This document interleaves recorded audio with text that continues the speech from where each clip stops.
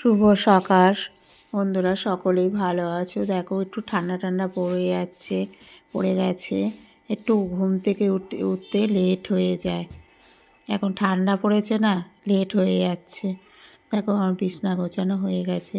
এদিকে ঘরের টুকিটাকি কাজ আছে, একটু ড্রেসিং টেবিল একটু মুছে নেব। আবার তাড়াতাড়ি করছি, রান্নার দিকেও যেতে হবে। আমার ড্রেসিং টেবিল গোছানো হয়ে গেছে। এত ঠান্ডা লেগেছে কথা বলতে পারছি না। আর সকালে উঠি না, আরও বেশি ঠান্ডা লেগে গেছে। দেখো একটু আদা দিয়ে একটু চা করে নিয়েছি, চাটা খেয়ে নিই, তারপরে রান্নার দিকে যাব। চাটা খেলে কি একটা এনার্জি পাওয়া যায়, তাই একটু আদা দিয়ে একটু চা করে নিয়েছি, একটু খেয়ে নিই। দেখো এদিকে আমার চা খাওয়া হয়ে গেছে, রান্নার দিকে চলে এসেছি। মাছ দিয়ে কপি দিয়ে আলু দিয়ে একটা রসা টাইপের করেছি, নামিয়ে নিয়েছি।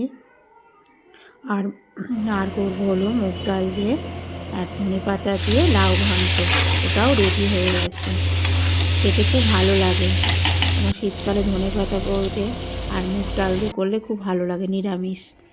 আর বাটা মাছটা করেছি পেঁয়াজ কুড়ি আলুতে। ভিডিওটা কেমন লাগলো কমেন্টে জানাবে। নেক্সট ভিডিওতে আসবো, বাই।